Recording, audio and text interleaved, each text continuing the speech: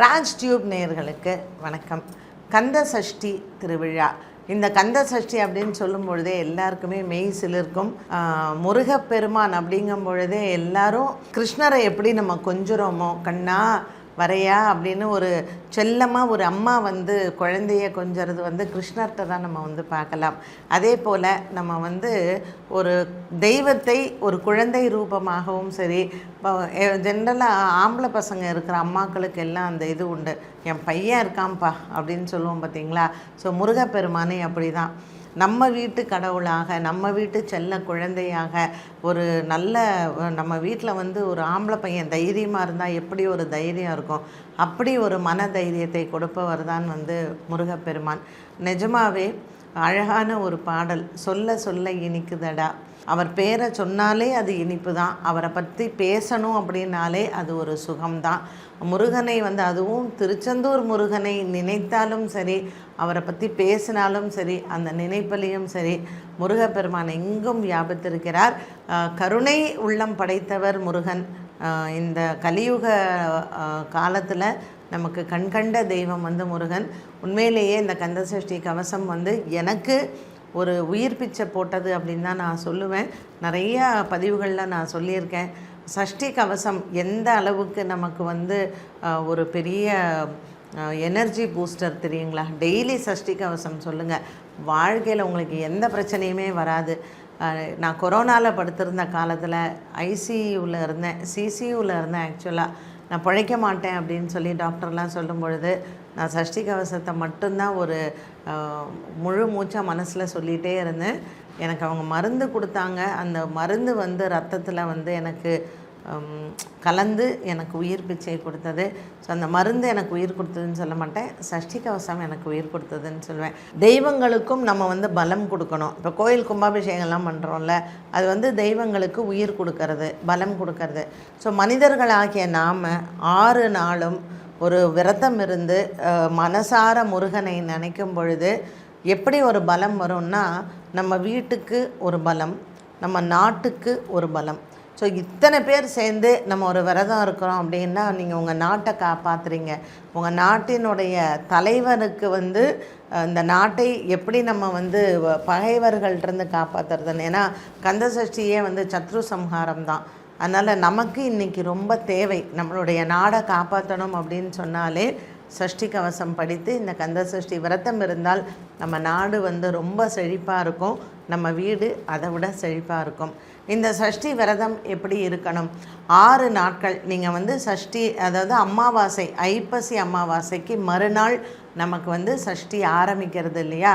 So இந்த சஷ்டி விரதம் 6 நாட்களையும் அரிசி உணவு சாப்பிடக்கூடாது, நீர் ஆகாரம் தான் சாப்பிட்ணும். ஸோ பால் சாப்பிட்லாம், கஞ்சி சாப்பிட்லாம், மோர் சாப்பிட்லாம், பழங்கள் சாப்பிட்லாம். இப்படி நம்ம 6 நாட்களும் சஷ்டி முடிகிற சூரசம்ஹாரம் ஆகிற வரைக்கும் நம்ம நீர் ஆகாரம் சாப்பிடணும். 2 வேளையும் சஷ்டி கவசம் கண்டிப்பாக படிக்க வேண்டும். பகல் நேரத்தில் தூங்கக்கூடாது.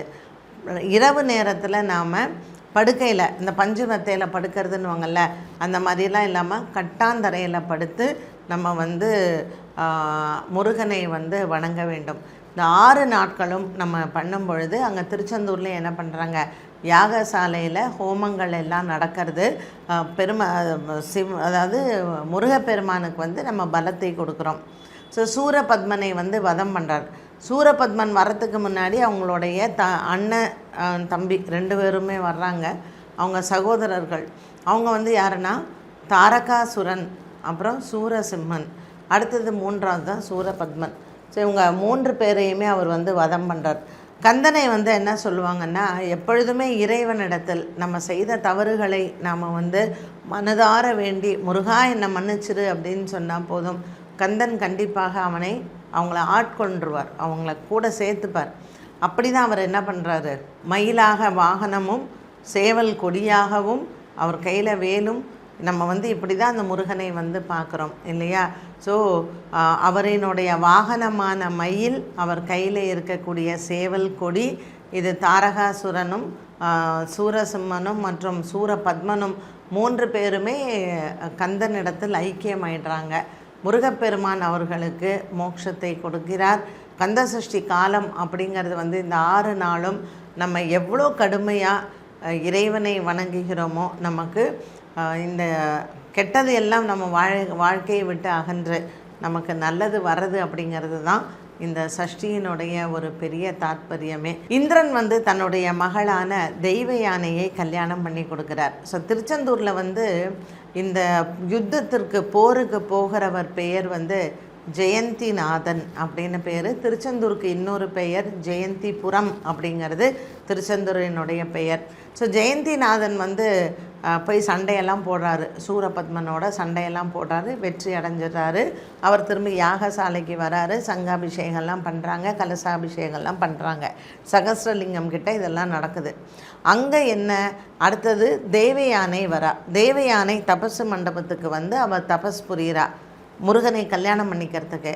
ஸோ முருகன் வந்து எந்த ரூபத்தில் வந்து தேவயானியை கல்யாணம் பண்ணிக்கிறார்? குமரவிடங்கன் அப்படிங்கிற திருநாமத்தோடு அவர் வந்து தேவயானையை கல்யாணம் பண்ணிக்கிறாரு. அங்கே சத்ரு சம்ஹார ஹோமம் எல்லாம் நடக்கிறது. ஸோ திருச்செந்தூரை பொறுத்த வரைக்கும் ஜெயந்திநாதர், குமரவிடங்கர், சண்முகர் இப்படிப்பட்ட பெயர்களில் நம்ம முருகனை வந்து அங்கே தரிசனம் செய்யலாம். வாழ்க்கையில் நமக்கு எப்பொழுதுமே சத்ரு எல்லாம் இருக்கக்கூடாது, சத்ரு பயம் இல்லாமல் நம்ம வாழ்க்கையில் இருக்கணும்னா அதுக்கு சஷ்டி கவசம் தான் நம்ம படிக்கணும். இந்த வருடம் அக்டோபர் மாதம் 22ஆம் தேதி நமக்கு கந்த சஷ்டி ஆரம்பமாகுது. 27ஆம் தேதி திங்கக்கிழமை அன்னைக்கு நமக்கு இந்த சஷ்டி முடியறது. மற்றா நாள் செவ்வாய்க்கிழமை அன்னைக்கு நமக்கு திருக்கல்யாணம், தேவயானையோடைய திருக்கல்யாணம். ஸோ பக்தர்களாகிய நீங்கள் எல்லாருமே கந்தசஷ்டி கவசத்தை தினமும் 2 முறை படித்து முருகப்பெருமானை வேண்டினால் இந்த சஷ்டியில் நம்மளுடைய பகைவர்களை நாம் வென்று வாழ்க்கையில் நமக்கு வரக்கூடிய கஷ்டங்களை எல்லாம் விலகி ஒவ்வொரு வருடமும் நம்ம வந்து நம்மளுடைய வாழ்க்கையில் ஒரு படி மேலே போகிறதுக்கு இந்த சஷ்டி நாட்களில் இருக்கக்கூடிய விரதம் நம்மளை காப்பாற்றும். கடலில் நீராடி அங்கே இருக்கக்கூடிய முருகப்பெருமானை வேண்டி சஷ்டி விரதம் இருந்து திருக்கல்யாணத்தையும் நம்ம பார்த்துட்டு வந்தால் குழந்தை பேர் இல்லாதவர்களுக்கு குழந்தை பாக்கியம் நிச்சயமாக கிடைக்கும். திருமண யோகங்கள் கண்டிப்பாக உண்டு. ஸோ எல்லா முருகன் கோயில்லையுமே பார்த்திங்கன்னா ஒரு சின்ன கோயிலாக இருந்தாலும் இந்த சஷ்டியில் அங்கே வந்து முருகனுக்கு வந்து சஷ்டி அன்று 6 நாள் இல்லாட்டா கூட சஷ்டி அன்னைக்கு திங்கக்கிழமை அன்றைய நாளில் இந்த கந்த சஷ்டி திருவிழா நடக்கும். மற்ற நாள் வந்து திருக்கல்யாணம் நடக்கும். ஸோ இதுலேயும் நீங்கள் கண்டிப்பாக கலந்து கொள்ளலாம். இந்த திருக்கல்யாணத்தில் பக்தர்கள் வந்து மாலை வாங்கி கொண்டு போய் முருகனுக்கும் தெய்வானையக்கும் கொடுத்தால் நம்ம இல்லங்களிலேயும் திருமணங்கள் நடக்கும் என்பதில் கொஞ்சம் கூட ஐயமில்லை. என்ன நேயர்களே, கந்த சஷ்டியினுடைய சிறப்புகளை பார்த்தோம். இந்த வருடம் நீங்களும் கந்த சஷ்டி விரதம் இருந்து முருகனின் அருளை பெறலாம். மீண்டும் சந்திக்கும் வரை நன்றி, வணக்கம்.